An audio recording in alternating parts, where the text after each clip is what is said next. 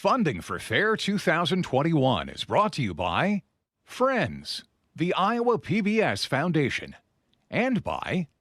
Since 1911, EMC Insurance has partnered with local independent insurance agents to provide protection to our customers. Headquartered in Des Moines, Iowa, EMC now serves policyholders through 20 locations across the country. Count on EMC.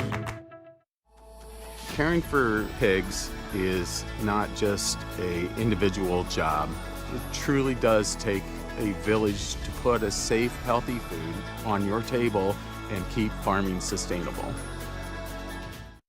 Investing in a College Savings Iowa 529 account can give your future scholars financial support to pursue their educational dreams. They grow up fast. Learn more about planning for their tomorrow at collegesavingsiowa.com.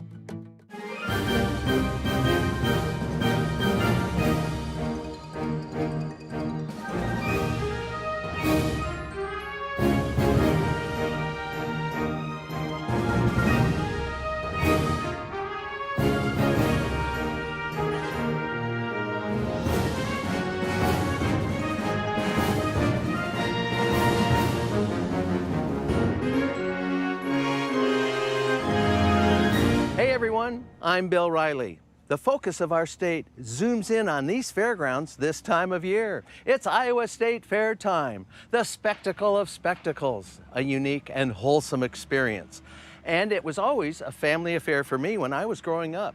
My mom and dad were both a big part of the happenings out here. And Iowa PBS has been our eyes and ears of the fair for over 50 years. We're well underway on our next 50 years, and we're thrilled to be here. Tonight we've got some great highlights.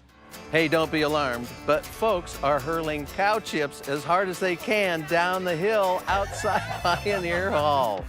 The little ones are trying their hand at farming, and the glamour of the Society Horse Show is a sight to behold at the Jacobson Exhibition Center. But let's get started by showcasing beards. No, not of lions, seals, or even your dog Fido. I mean of men, manly men. It's the beard growing contest.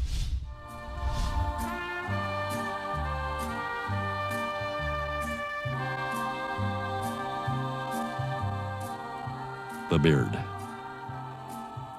The beard stands for dignity and wisdom, strength and courage. The beard exhibits intelligence. The beard is dignified. It's a symbol of wealth, power, and importance. The beard is a very personal thing. It shows character and wisdom. What we see today will go down in history. Each a blue ribbon winner in his own right. Good morning, everyone. Welcome to Pioneer Hall. Welcome to the Iowa State Fair. Welcome to the Beard Contest.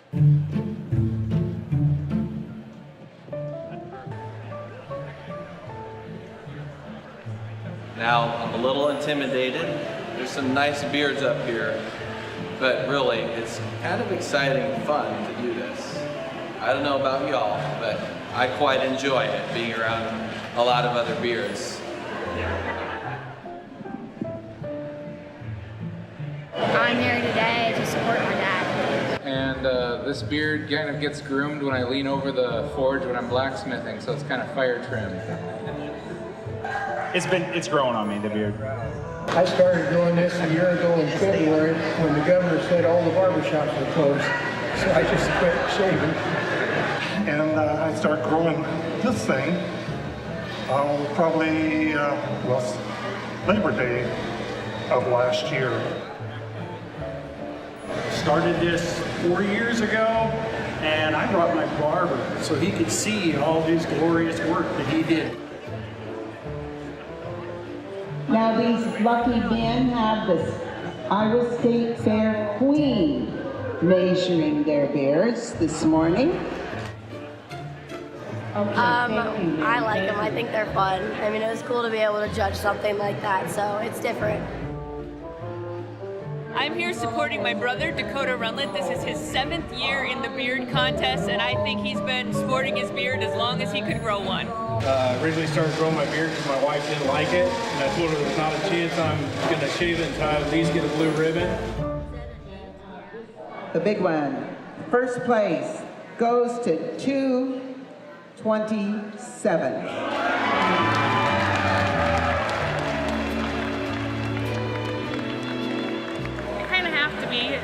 I think if you had to, it'd come to the beard before me, so. Super proud. It's a lot of work, it really is. It takes him longer to get ready than me, so. He started stealing my hair products, my blow dryer, used my straightener. Now he has his own. So yeah, I am proud of him, I guess. I think that having a beard, it's not just for us.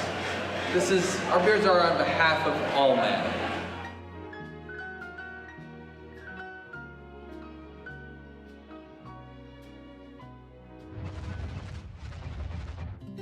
The history of quilting dates back to ancient times. It's said that medieval warriors wore quilted garments under their armor for protection, comfort, and warmth. So it's no wonder an event like the Iowa State Fair, steeped in history and tradition, holds a decades-long annual quilting competition.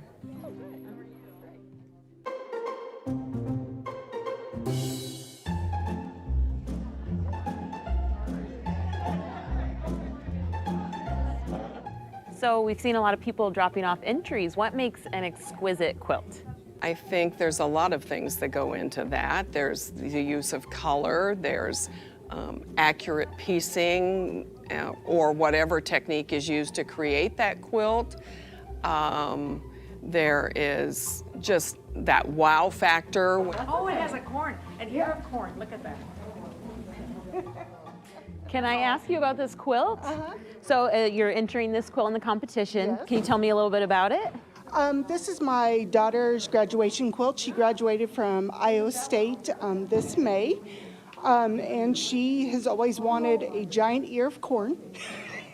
And I didn't want to make it, and so she requested this for a graduation quilt, so I had to make a giant ear of corn. It's beautiful, very cool, very Iowa. So, yes.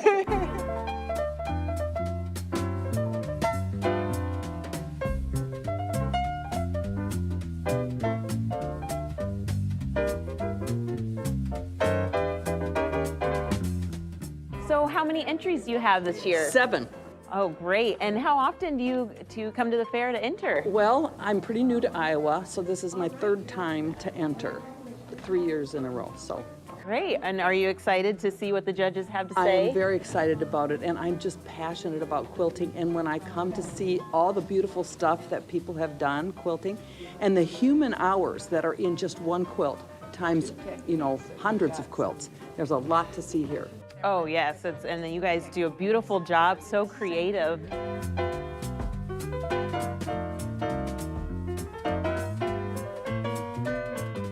We have a junior division, and there's a lot of budding seamstresses out there, and we don't have an age limit. We've got it divided between kiddos under 10 and then 10 to 18. And we would just really like for that division to grow. Can you tell me a little bit about your quilts that you're submitting today? I just made a quilt that has diagonal rows with 4 or 5 fabrics. I hand stitched the binding, so that I made it with my grandma. What do you think keeps people coming back every year for this competition? Well, I think that spirit of competition, for one thing. However, I always tell people, just showing at the state fair, you share your work, you share your talent. A ribbon is nice, but not everybody's going to win a ribbon. And people love the fair, and they want to support the fair. And that's a big thing. I've got very loyal exhibitors, very loyal exhibitors.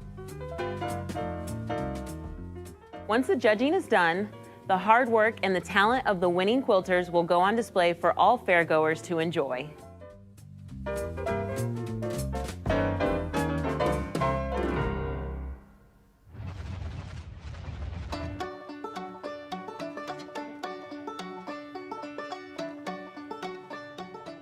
Little Hands on the Farm is an interactive exhibit that is at the Iowa State Fair. We're just north of the Animal Learning Center, and it's for kids that are 10 and under to come in here and learn about the everyday life of farming and how that impacts their life. Kids start at the start barn, and there they are welcomed by our volunteers. So we went to a map with a stamp on it, so they will visit each station. So they are handed that pamphlet, that map of Little Hands on the Farm, and as they visit the stations, they get a stamp. And then they make their way to the swine barn, and they are taught that they have to take a fake shower when they go in, just to let them know that we can spread diseases to the animals, so we also have to be clean. And they check the pigs' food and water to make sure that they are fed. And after that, they make their way to the garden and they plant their vegetables in the garden, which is a hit with the kids. And then they make their way this year to the grain bin here. And the grain bin is soybeans. And in there, they look for products in their home that is made out of soy. Like some people, they don't realize that candles and milk and crayons are made of soy. So we bring that to their attention. Then they make their way to the apple orchard, which is a little different this year. They're used to picking apples in baskets, but because of COVID, we're trying to do a little more hands-off things. They talk about the different kinds of apples and what's their favorite type of apple and how many apples does it take to make a gallon of apple cider. So just a little bit of an educational spin on that. Then they make their way to the chicken barn and all kinds of products that come from the eggs. And it's new this year. A lot of kids didn't know that marshmallows have eggs in them or mayonnaise has eggs in them. And then they make their way over to one of the favorites is the tractor barn, and they put the diesel in their tractor and make their way around to the beef barn and learn about products that we get from beef. And after that, they make their way to the sheep barn and they learn about what we use wool for and how sheep are used on the farm. And they get to comb the sheep and make it beautiful. Then they make their way to the milking station, which is also a very popular one. We have 2 cows in there, Bessie and Little Bessie, and the kids get to milk them and learn about all the products that Bessie and Little Bessie give us on the farm. After that, they get to take their punch card to the store for all of their hard work and taking care of their animals and doing their chores. Then they get a treat as a reward for that. We do get a lot of thank yous. We appreciate this. Parents so much appreciate an area of the state fair that's not super crowded, that's safe for their kids, and they're learning about how agriculture affects them. And I like this one. The garden? And the chicken and cows. I like picking apples. I like growing things. And I like to have some tractor riding and going around and doing fun stuff.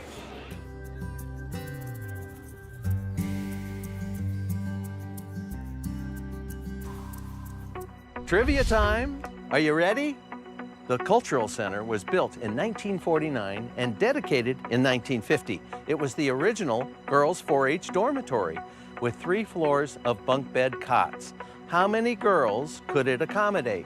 250, 500, 750, or 1,000? That's interesting. We'll give you the answer in our next half hour. Now let's reflect on another decade of Iowa PBS's 50 years of State Fair highlights by checking out the last 10 years or so.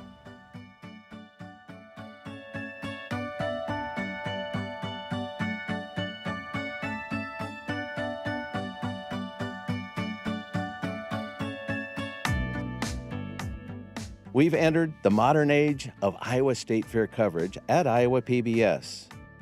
When I took over as host in 2012, I became even more impressed with the depth of our stories, the breadth of our coverage, and the television professionals I get to work with here. I'm Charity Nevy, and I am not ashamed to say that the #1 reason I come to the fair is for the food. They jump, they flip, they even walk sideways on walls. Well, not only do Iowans like to go to the Iowa State Fair. There's one thing we've always known about the fair. If you have a passion, there's a place for it. And there's something so wholesome and sincere about the effort fairgoers put into every endeavor.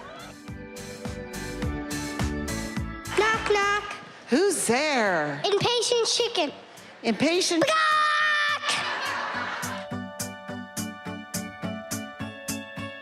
It fills our hearts seeing people doing what they do best, trying their hardest and having a lot of fun.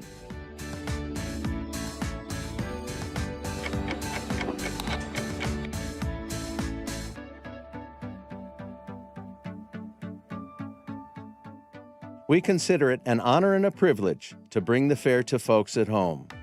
It is a lot of work, but in the end, we're proud to do something so many Iowans truly enjoy, and it's part of who we are.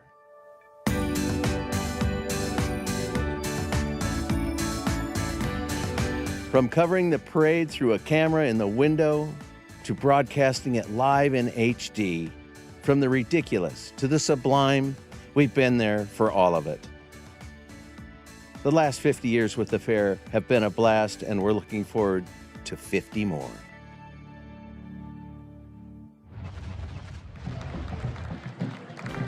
To bring this today for veterans is important to honor those men and women from the state of Iowa that have served our nation.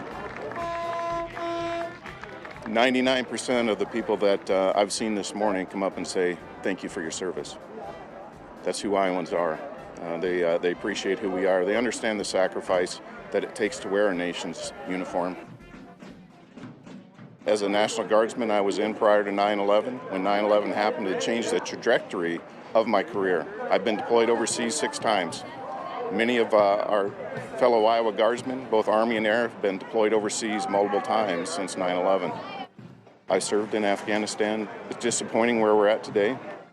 I led 3,500 soldiers from Iowa. They're always in my heart and my mind. Your Grand Marshal is Lieutenant General Charles Horner. He was born in Davenport and is alumni of Urbandale High School. General Horner graduated from the University of Iowa. In Desert Storm, I was the commander for all air operations. So I had the Marines, the Navy, the Air Force, plus I also had all the coalition partners. We had quite a force assembled.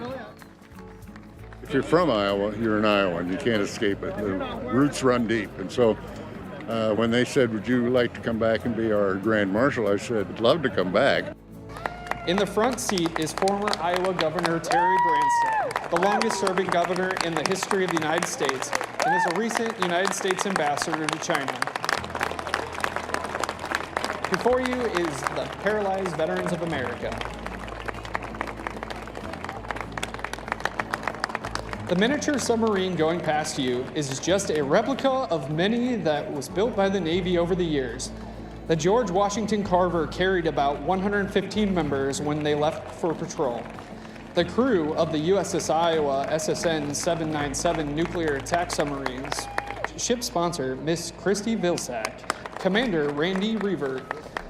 The boat executive... The USS Iowa SSN 797 is a Virginia-class submarine. She will be the 4th named after the state of Iowa.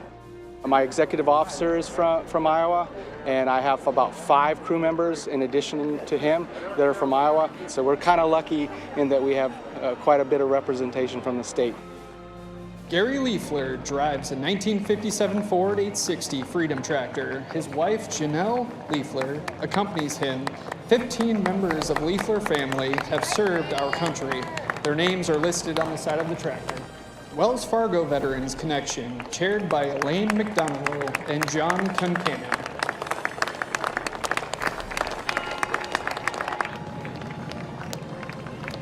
Dave Grant and John Malone, Vietnam veterans with the 3 Squadron, 5th U.S. Cavalry.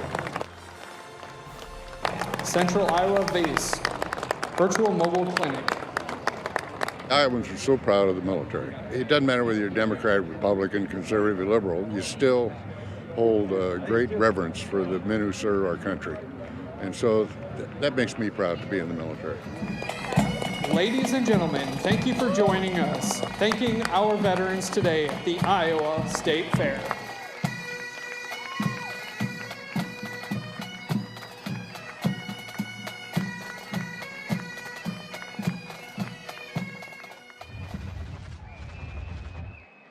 Good afternoon, and let's hear it for our host for the 39th Governor's Charity Sears Show, Governor Kim Reynolds. The celebrity contestants are making their way into the livestock pavilion, of course, being led by Governor Kim Reynolds for the 39th edition of this competition. The Governor's Charity Steer Show was started by then-Governor Terry Branstad back in 1983. Since the beginning, all the proceeds from the auction, which follows this event, have been donated to the Ronald McDonald House Charities of Iowa. The 24 competitors are lined up and the celebrity interviews are underway. And I'm so proud of these young kids that raise these steers and spend the time with them and then bring them here to show them. 364 days a year, we're a team. This is the one exception to that. The gloves are off today between Governor and I. Steer's name is Holiday, and I just want to say that meat goes very well on any holiday. I have never shown before. Nelson knows he's a winner. You never answer an email that says, do you like cows? No, you say yes, right? Of course I love cows. And here I am showing a steer for the first time at the Iowa State Fair. And honestly making one of my dreams come true. I've always wanted to show a steer, so today's the day. This year's steer judge is Ben Kelly from Dallas Center. While Kelly looks over the field, we spoke with Governor Reynolds. I love it. I love the people cheering on their teams. You know, these kids have to raise money to be able to come here and show. So they get the steers ready, then they have to raise money. And so it's great to see the competition. That's a healthy thing too, you know, to see the kids compete. And it's just a lot of fun, and it just showcases, again, the best of the best. While Kelly is thinking about who to select, let's go to the other side of the ring for the presentation of the Community Hero Award. It's Cammie Shrunk of Anthem, the owner of the steer, McDash. Next is the battle for the People's Choice Award. The crowd is making this one difficult. The judges are conferring. It's Eric Hansen showing Buford T. Justice. Now it's time to give out the award for showmanship. It's Tegan Schaefer showing Hero. We're going back to the other side of the arena where Ben Kelly has selected his top 5. Rib. I like cattle that are balanced, and I think when you get them stouter, it's harder to make them move right. And so when you can walk good and you've got a good look and you've got good ring presence and a lot of muscle, that's the kind of animal that I'm looking for. And I think we've got 4 or 5 steers out here that do this very well today for me. Well, first and foremost, I'd like to thank Governor Branstad and Governor Reynolds for continuing a great tradition. I think it's just outstanding when we marry youth and agriculture and charity together. I'm looking for an animal that's got a tremendous amount of product in him. One that's got some muscle shape and turn down his top, and when you get to the rear third of his body, he's incredibly muscular. Good luck to everybody. Thank you for doing this, and I'll go out and pick your champion steer. It's Jeff Angelo showing Nelson, owned by Lane Elmquist of Audubon. This is my very first time showing in any kind of a show, and it was just an honor. I mean, it's an honor to be part of the great Iowa State Fair, to have done this once-in-a-lifetime experience. But the fact is, to have that feeling that our kids get when that judge walks up to your steer and you know he's going to put his hand on it, that's just the greatest feeling in the world. This has been an amazing experience, and just knowing that it's for the greater cause, that just makes it even better. And that's how we finished up at the Livestock Pavilion. Did you win a ribbon at the fair this year? Congratulations! Here are some of the lucky and talented winners.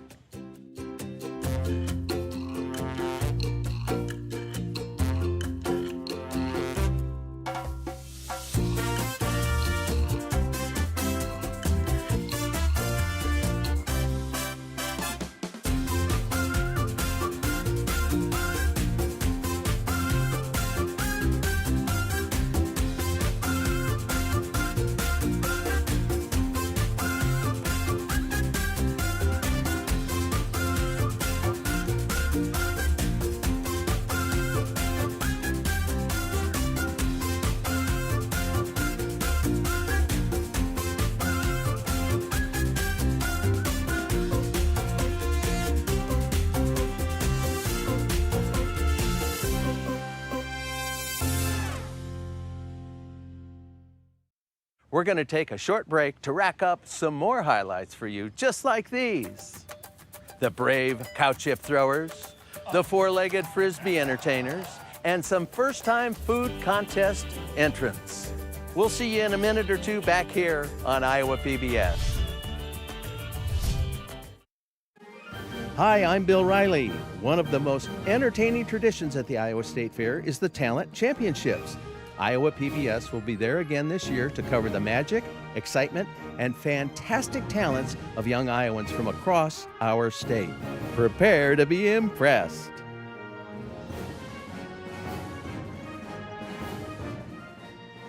Tune in Sunday night at 8 for the Bill Riley Talent Championships, only on statewide Iowa PBS. Welcome to Iowa PBS Passport, the best way to stream your favorite PBS shows with thousands of hours to choose from and something new every week. Lions, llamas, and leopards, dolphins, donkeys, and deer, monkeys, mules, and meerkats, wolves, wallabies, and warthogs. Oh my, it's TV for you. Everything you love about Iowa PBS, on demand at your fingertips. Go wild and lose yourself in Iowa PBS Passport.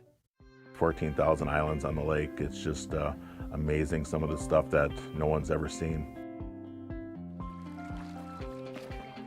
I've always said this is the best kept secret in Minnesota. People just don't know about us. The Northwest Angle, Minnesota's best kept secret. Tune in or stream Saturday at 8 a.m.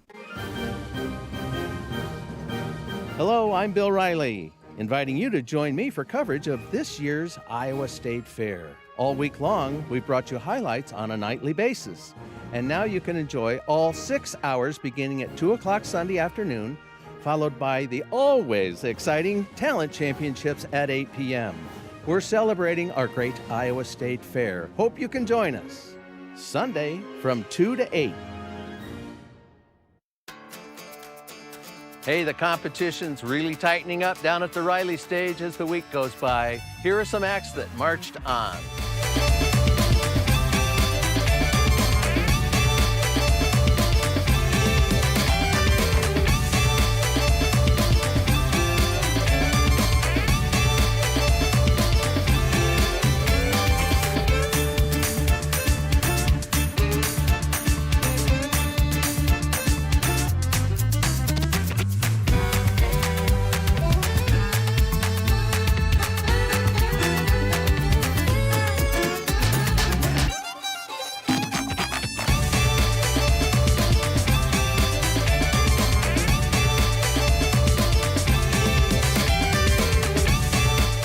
And don't forget, we'll bring you the Talent Championships right here on Iowa PBS, Sunday, August 22nd at 8 p.m.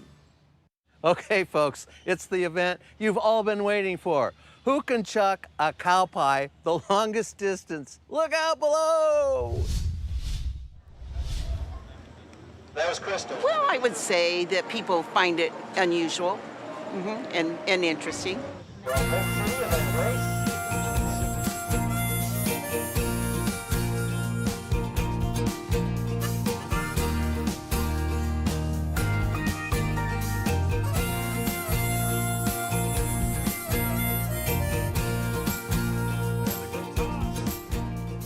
Well, it's actually what it's named. We have contestants throw cow chips as far as they can.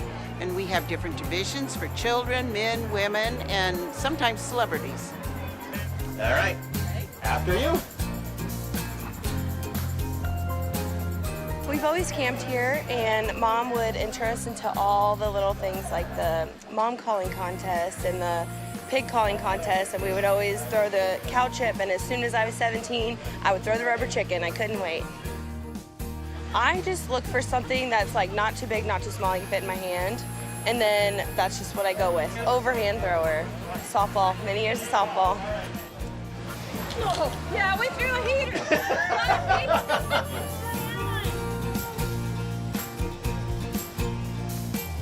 76 feet. Julia Wehrmouth. Where are you, Julia? Thank you. Congratulations. Thank you. This is also yours. Frisbee throw. Frisbee throw. You got to get one that's got the right consistency, one that you feel is going to cut the wind a little bit better, and So that's my technique. It's got a little bit of weight to it, because a lot of times you get something too light, it might disintegrate on you midair. Cow chips are sanitized before they reach us. I don't know the process, but they are sanitized, so they are not just the cow chip off the ground. My chip was about this big, okay, about that thick was the thickness, and I had a couple of them. I was trying to decide which one, and you just get the one that feels right. That's a good toss. Woo!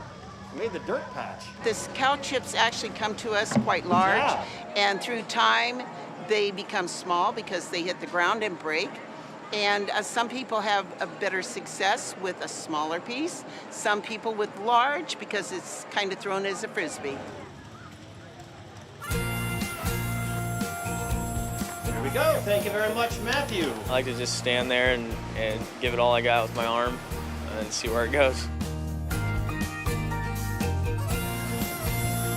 You almost hit something, Well, I play baseball, so I just looked for the one that was about the size of a baseball.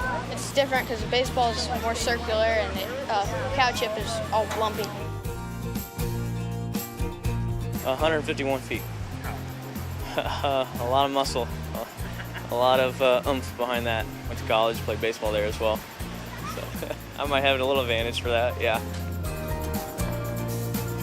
It's a good first toss. You know, my tip is just have fun. It's a blast, whether you're getting first place or getting 10th place or just getting that participation, just getting out and throwing cow chips. You know, where else can you throw cow chips besides the farm?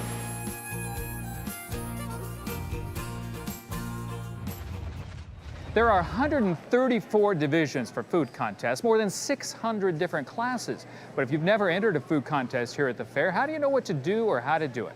I found just the division for you, the beginners contest.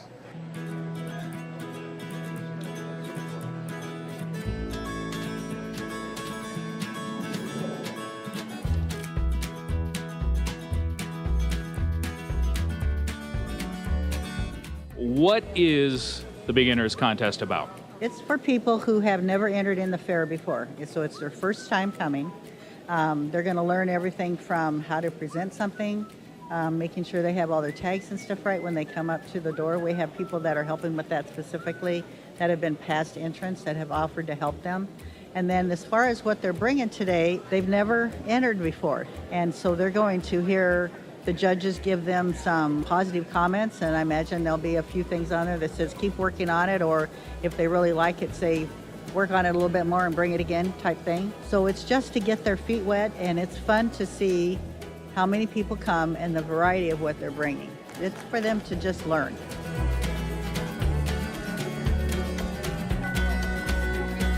As you can see, pretty much anything goes for the beginners contest. You can bring cake, you can bring cookies, you can make a casserole. Basically pick whatever you think is your best or favorite recipe. All right, Caitlin, this is your first entry in a food contest at the fair. Why did you come this year? Well, I just love baking, and I created this tart recipe, and I wanted to get it out there. I entered it in the county fair too, and it did real well, so I'm like, I'll try the state fair too.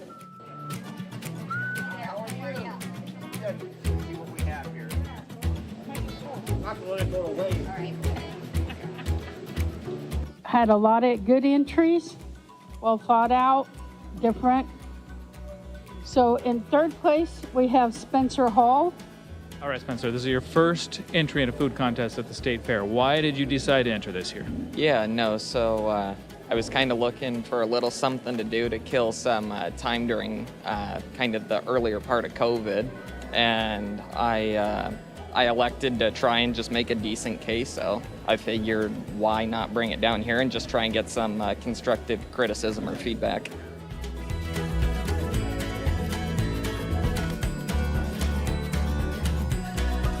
In second place, so these were cinnamon rolls. They're very good. The cinnamon was excellent. Okay, Crystal, second place. You got a red ribbon at the fair. I'm so excited. I did not expect to place at all. What do you think of the feedback you got? I thought it was really beneficial, just because like the little things, I didn't know not to put my name on it, and so to put the exhibitor number instead. So there was lots of good feedback.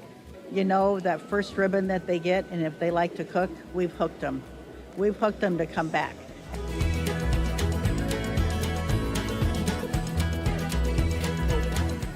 In first place, Christine McCleary. She made a bolognese sauce with homemade noodles.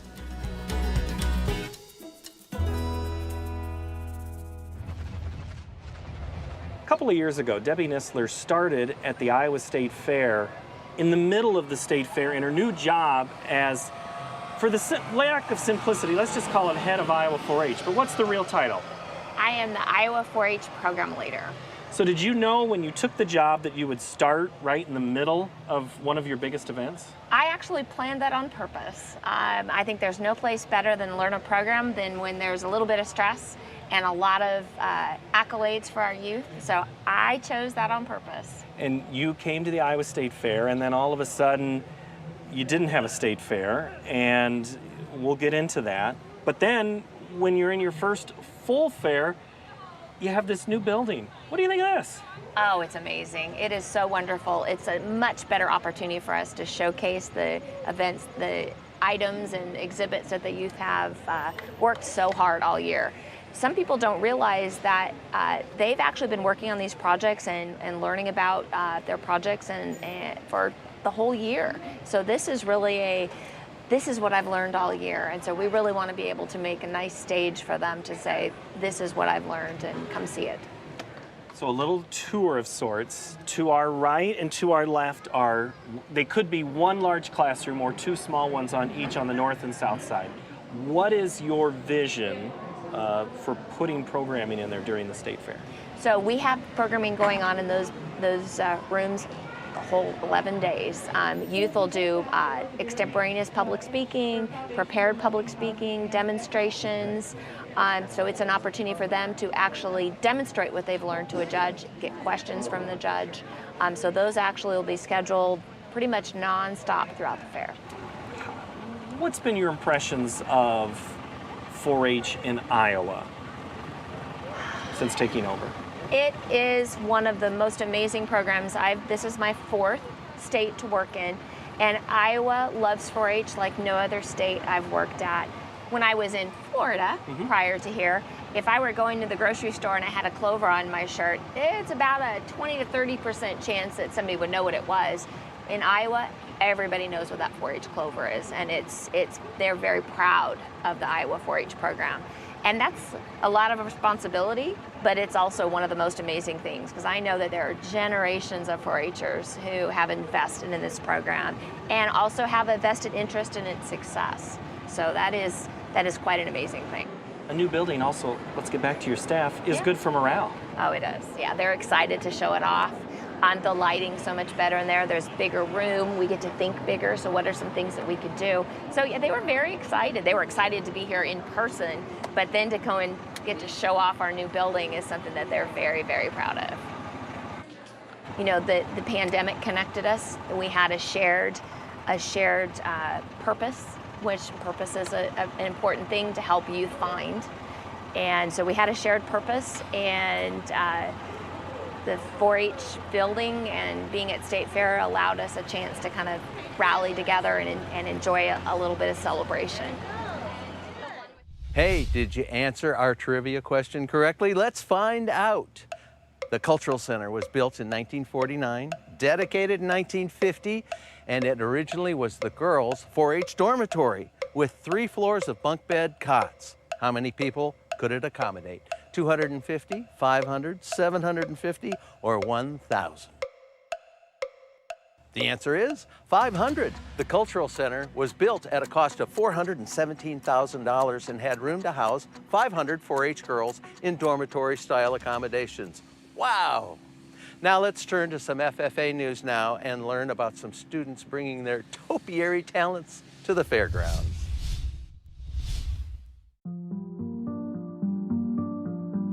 I've known about the Horticulture and Animal Science program through Central Campus since 6th grade. Maybe a couple weeks into the class starting, Mr. Anderson introduced FFA to us, started attending and going to FFA and becoming a member, and then it kind of just went from there.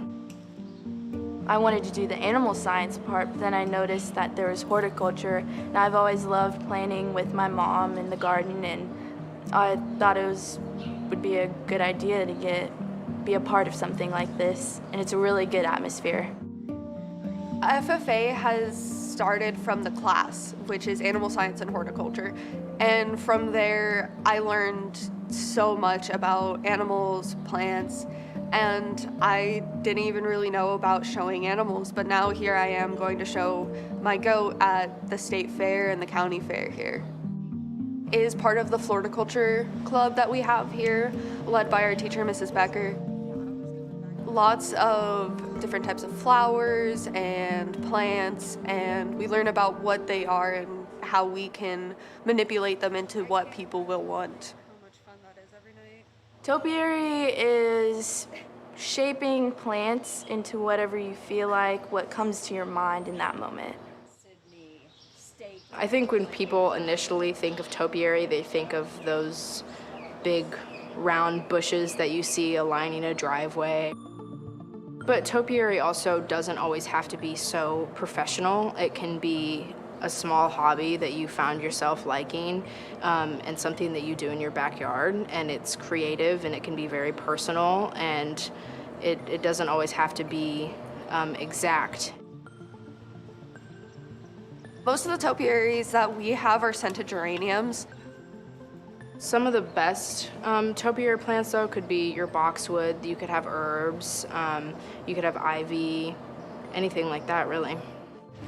Pinching like right here, right here. So you want to make it? My goal is to first make sure that the plant is like healthy and all the dead leaves are gone.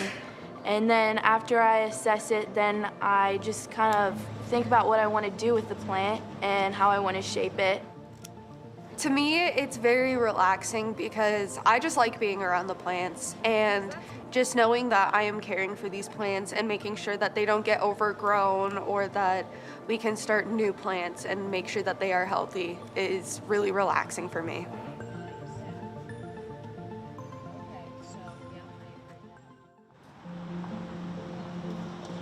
So this is actually our first year being able to showcase our work at the state fair, and I know that everyone, myself included, is really excited.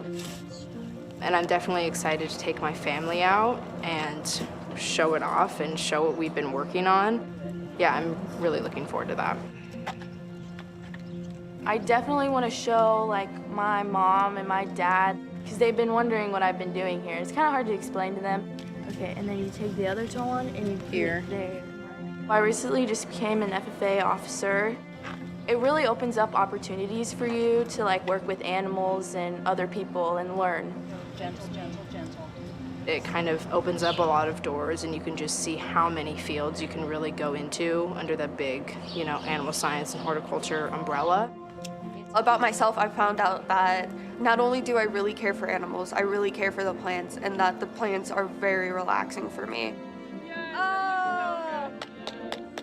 About plants, I've learned they have their limits, just like we have our limits, and sometimes, but then also those limits can be pushed.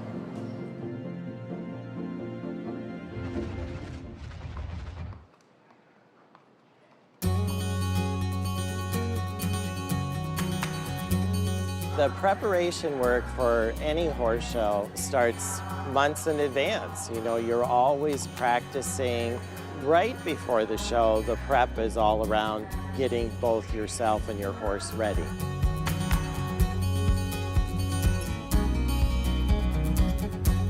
We are sisters. Well, we've both showed for over 65 years, and we've been coming to the Iowa State Fair a lot longer than that because our parents had saddlebreds and were in society show. They had trainers that showed their horses. The society show is a very important show to many people in Iowa. They work all year. They go to other shows in preparation for the Iowa State Fair, but it's kind of the culmination of a good summer's work. The Jacobson Exhibition Center is one of a kind. It's very large. You can keep away from other horses. And the best part is it's air conditioned. It's just a very nice place to show. in Arabian and half Arabian native costume open. The class is to depict the sheiks in the desert riding across the sand. The horses show at the walk, the canter, and the hand gallop. And you're looking for a horse that has a very animated and pretty canter. So they're lifting their front legs. And then when you get to the hand gallop, of course, that's where you want them to cover more ground. So the Arabian breed of horse, of course, was developed in Arabia. Very, very old breed.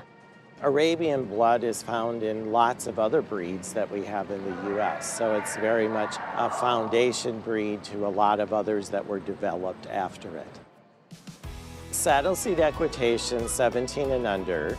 17 and under is the age of the rider. Saddle seat equitation is focused on the rider and how they ride and how they present their horse. Do they sit correctly? Do they have good control over their horse? Are they able to have it perform what's being asked at the particular time that it's being asked? And it's how they use their different aids. And so the aids are, how do you use your hands? How do you use your legs? How do you use your body weight? All of those things are aids in being able to direct the horse to what you want it to do. We have both been very privileged to be inducted into the Iowa Horsemen's Hall of Fame.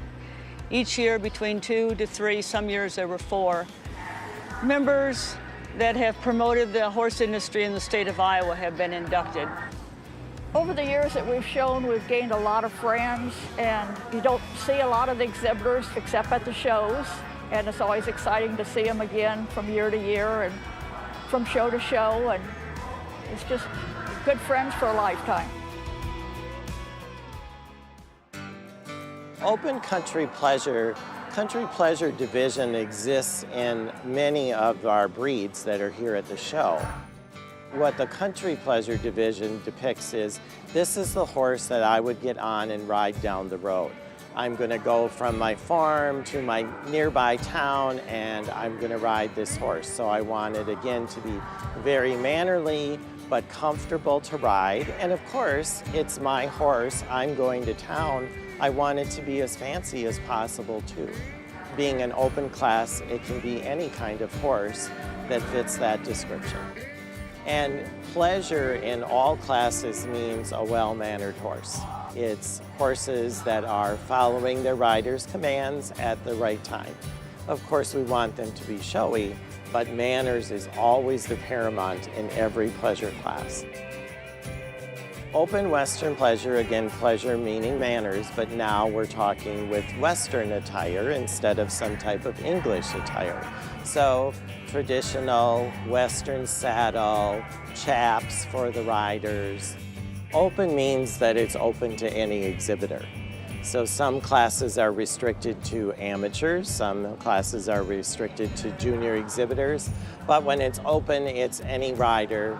It can be an amateur, a junior exhibitor, or a professional trainer. I think as a judge, every time you look at that horse and that rider, are they doing what you expect it to do? And then how good are they doing it? Are they just doing it? Or, so are they average at doing it? Or are they special at doing it? And that's what you have to weigh out.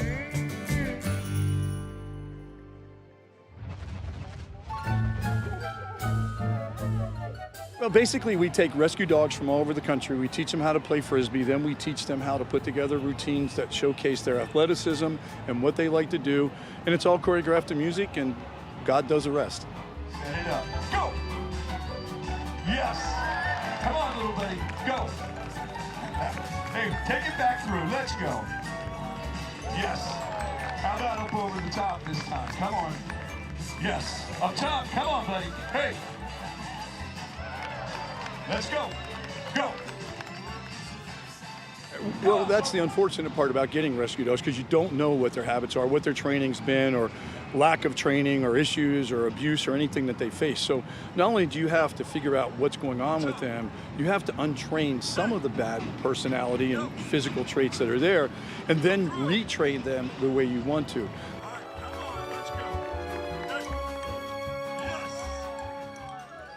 We're just looking at what that dog likes to do, and then we fit that into a routine and make it work for them.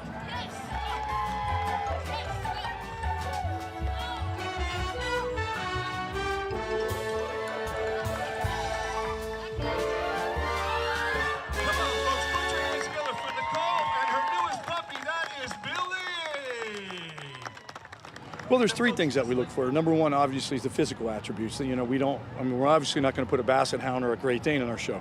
Second is their prey drive. Do they really take to chasing objects? And the third is how sociable are they? Because you can be the best Frisbee dog in the world, but if I can't put you out there to take pictures with a child or a baby in a stroller, then it's all for naught. Folks, put your hands together for Go. Go. Hey. Yo. Yo! Yes!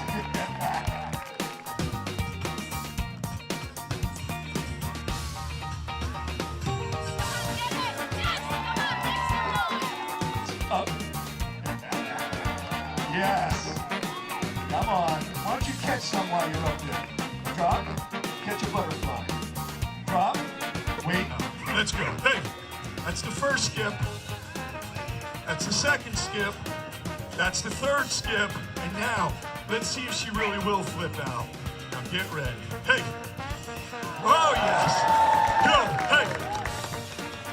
There's another skip. Come on, let her hear from you.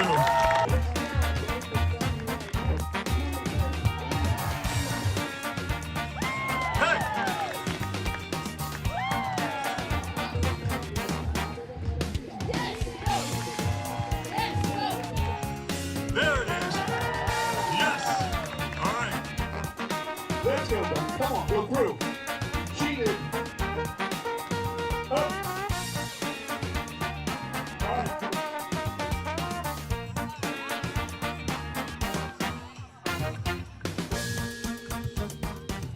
Sometimes you just need to stop and smell the roses and pretend you're right there at the fair.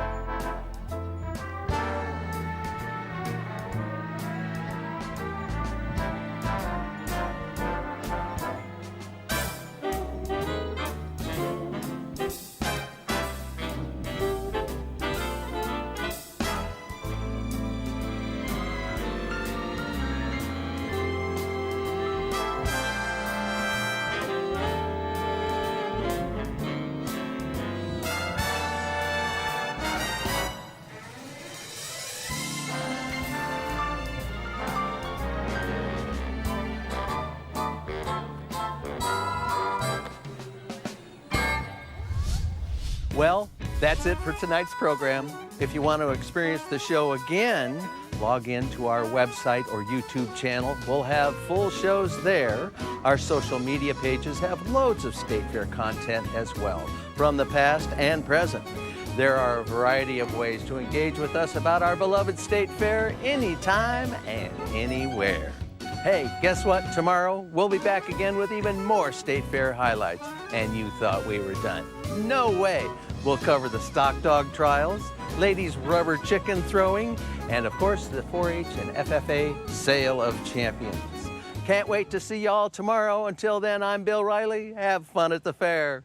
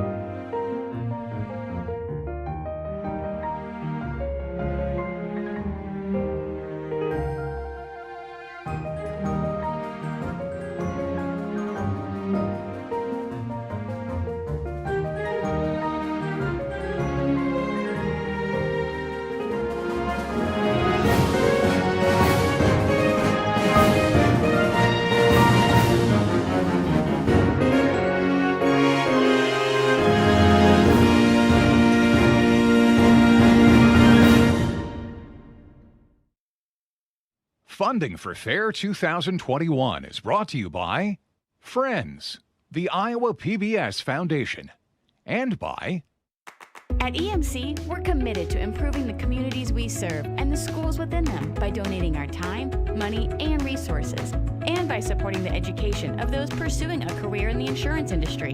Count on EMC. I am Kevin Rasmussen, and I am a pig farmer. We feel a deep responsibility to protect our environment and ensure sustainability.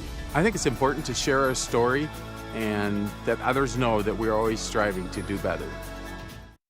Investing in a College Savings Iowa 529 account can give your future scholars financial support to pursue their educational dreams. They grow up fast. Learn more about planning for their tomorrow at collegesavingsiowa.com. Tonight's programming has been brought to you by Friends, the Iowa PBS Foundation. If you'd like to see more programs like tonight's show, donate at iowapbs.org.